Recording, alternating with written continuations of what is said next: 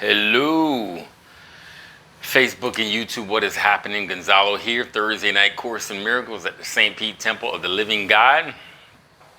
Hope everybody is doing and feeling and asking to be shown the way. It's one thing when we answer, how you doing? And we say, good, but we're really not doing good on the inside. Because we're so used to putting up a front and we're so used to pretending and faking it till we make it. We're not genuine with ourselves. Therefore, we can't get in touch with the spirit in a genuine, open way if we're lying to ourselves. So I really invite people to, if you're not feeling good, bring it to spirit. You don't necessarily need to say it out loud, but just bring it to spirit. Bring it to Jesus and say, hey, I'm in a bad place. This is what I need. We're talking tonight about really communing with the Spirit. What I didn't get in my Course in Miracles practice until probably the last few years was communing with Holy Spirit and Jesus, talking to the Holy Spirit, Jesus, in a very personal, intimate way that I didn't do before. And it's funny because I share that I talk to myself. I'm not shy about saying I talk to myself all the time. My whole life I've talked to myself, not just imaginary friend talk to myself. I just talk to myself. So it was a very natural thing to talk to the Holy Spirit. Jesus, that is invisible.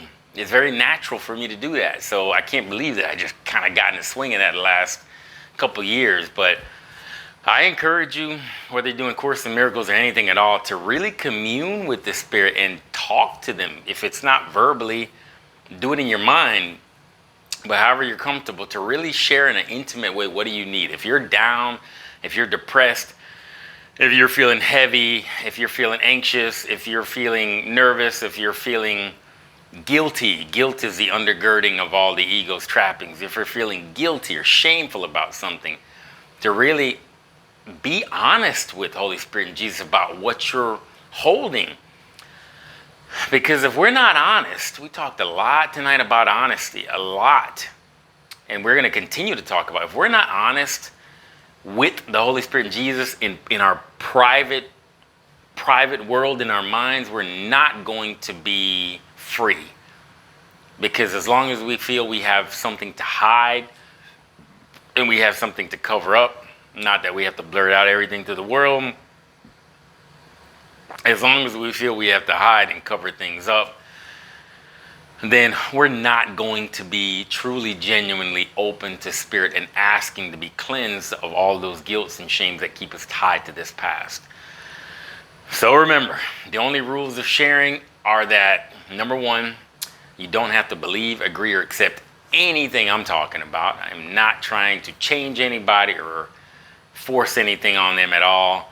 There's no need for you to change whatsoever. There's only one expectation I have on myself, and that is to be completely non-judgmental and completely allowing everybody in this group and everybody everywhere walking the planet in existence to walk their walk and be exactly who they were meant to be. And that means remembering the perfect light of God in them, which helps me remember the perfect light of God in me. And if I can do that, there are no expectations about anything changing except my mind. Imagine that one expectation. If we always had, people talk, well, you got to have expectations. You got to have high expectations for your students. As educators, you have to have high expectations for yourself in life, which is based on approval seeking, High expectations in the world is based on getting validation, attaining things in the world, accomplishments in the world. Why? Because we don't think we're good enough. Because we don't think we're worthy and deserving of the perfect light of God, which we are. So we seek in the world for recognition, and we seek in the world for validation where we can't find it permanently and deeply and genuinely, because we don't feel we're deserving of the perfection that we already are. So we go chasing in the world where we can't really get a sense of fullness. So we think expectations in the world is a good thing, and not like we drop all expectations. Practically speaking, what I'm talking about is the expectation that we put on each other, the judgments that are attached to those expectations, the attack thoughts that are attached to those expectations in our relationships, which are laden super heavy with expectations. rules and judgments and attacks that come with those. If the person doesn't meet your expectation, then your long list of requirements that you need to be happy. Man, we attack the hell out of each other with all of these expectations. Why? Because we don't think we're deserving and worthy of the perfect love of God. If we really, really knew at the core that we are the Christ, that we are the perfect love of God, why would we need expectations on anybody, including ourselves? What if we actually just had one expectation, which is to ask the Holy Spirit Jesus to show me the way. Show me the way. Don't need any plans in life because we don't have any expectations on ourselves. This is the plan. The plan is, Holy Spirit Jesus, show me the way. Show me what I should be doing in my life. Not having any ambition or not needing any ambition or striving in the world, any competing with other people, and the need for competition, and look at me and pound my chest, and look at me and all I've attained, and look at me and all I've accomplished, and look at me how smart I am and how great I am in comparison to those lowly folks over here. No need for that. Why? Because my only expectation is to show me the way. Show me what I'm put here for, Holy Spirit Jesus. Show me the way. You know better than I do, because I'm looking at a world full of people that are not smiling with all their accomplishments. I'm looking at a world full of people that are not smiling with all their attainment. I'm looking at a world full of brothers and sisters that are not smiling with all of their achievement and striving and all of their competition, and I was very much one of them, so let me count myself in that bunch. I'm looking out of this world, but I do not see genuine happiness. I'm looking out of this world of expectation and striving and achieving, and yes, I'm an educator, but I'm looking out of this world built on expectations, and I'm not seeing genuine happiness. I'm not seeing genuine joy. I'm not seeing genuine peace that's just there because we know who we truly are at creation. I'm seeing a lot of chasing, I'm seeing a lot of striving, and not a lot of fulfillment. So, you don't have to agree or accept anything I'm saying. I'm just sharing what Spirit's given me to share in a way that's most natural. 2, the group is open for anybody that's led to, emphasize, led to share any guilty or shameful burdens that they may be holding, because that is so important for us to, speaking of honesty to the Spirit, so essential that we open up our hearts and bleed out anything that is holding us down with guilt, because that's exactly how the ego stays in charge. The ego stays in charge when we hide stuff. And again, practice of the course, not how it looks in the world. We're not talking about blurting out confessional in the world. We're talking about openness to the source, to the one, Holy Spirit Jesus, about what we're being burdened with.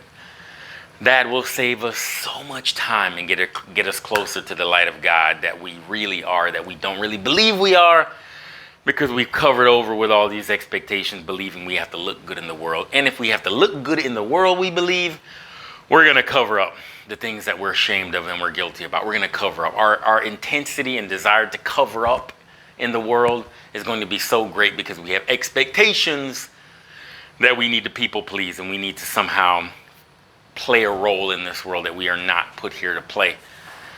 So anything that anybody wants to share as far as their burdens, not completely non-judgmental, and it's really meant for us to make that space in our minds and our hearts for that same level of openness with Spirit. That's why I'm led to do that, because Holy Spirit wants us to make that room for honesty and brutal honesty and here with Him, with the Holy Spirit, one-on-one and intimate sharing and intimate opening. A lot of things we're not conscious of, but we are aware of the general feeling, even if it's just general shame, even if it's just general unworthiness, which I shared this week with my dad. Even if it's just general not feeling good enough, which so many people are completely just mired by this feeling of not worthy enough. That's why we go in the world and try to strive and ambition. Not because we just are led by the Spirit to go do something or go get into a career or get into a training program or get into a course or getting to something in life, some type of developmental course in life. Not because the Spirit leads us genuinely to do it. We're doing it because we don't feel worthy. Mostly we're doing it because we're looking out at the world at what everybody else is doing, and we're following, believing that those things are going to bring us a sense of worthiness. So if we want to save time, all of our doing needs to come from the Holy Spirit, the Christ. All of our plans, all of our striving, all of our ambition needs to come from the one who knows. And if we're not willing to lay down all, and I mean all of our doing, we're so addicted to doing, if we're not willing to lay down all of our doing in life of what we think we should be doing here and undo with the help of the Holy Spirit Jesus, then we're just going to be spinning our wheels, which is exactly what the ego would have us do for eternity. Spin our wheels and never get to true peace, true joy, true love that is in us at our creation. The whole point is to be non-compromising. That means applying Holy Spirit Jesus' guidance to everything. What should I do? What should I say? Where should I go? Everything. When should I do it? Everything. What came to me very clear this week is that we are not alone. We are not alone. I had a real episode that was difficult to get through. And I doubted, even after so many years of practice, I doubted the existence of this truth. But somehow found it in me to continue to ask Jesus to walk me through. And sure enough, he walked me out of the weeds and became more brighter and even more clear in my awareness. And for you, he will do the same. The power will do the same. But we need to be willing to lay down all the insistence that we know anything, no matter how much knowledge we've accumulated in this world and how smart we think we are. Serious humble humility is needed. I'm not talking about false humility in the world designed to get approval seeking. Serious humility of laying down everything we think we know about everything in this world and about ourselves and about our identity to truly be open to the one to come and reinterpret us. Hard work. We talked tonight about preparing ourselves. That's the title of my talk on March 14th here at the temple. Prepare yourself, because we don't talk enough in the course community, in spiritual communities, about how difficult it is to shed these ego hang-ups, which have been ingrained for generations. They are difficult to shed, and we need to prepare ourselves, not to depress ourselves and run away from our spiritual path, but to prepare ourselves. You know, there's a way we can prepare our bodies for physical training before you go to basic training. Before you go to boot camp, you prepare yourself. You don't show up from the buffet and go into boot camp. You prepare yourself mentally and physically. Well, we can prepare ourselves at a mind and a heart level, and physically if you want to. Can't hurt. We can prepare ourselves at a mind and a heart level to make the transition easier of shedding this ego identity.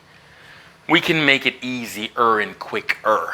Not necessarily easy, but easier, because it is not easy. Do not listen to any Course in Miracles teacher that says that doing the Course in Miracles at depth is easy. It's not. But we can make it easier. We can make the clearing of the darkness, which is extremely intense, we can make that quicker the more willing we are to go through it with guidance from Spirit, from Jesus.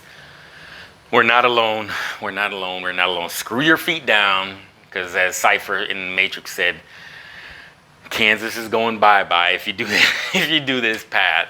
But we're not alone. Remember that. No matter what, we are not alone. Even if you don't do the course, you are never alone. You might think you're alone. You might think you're depressed in a dark room someplace.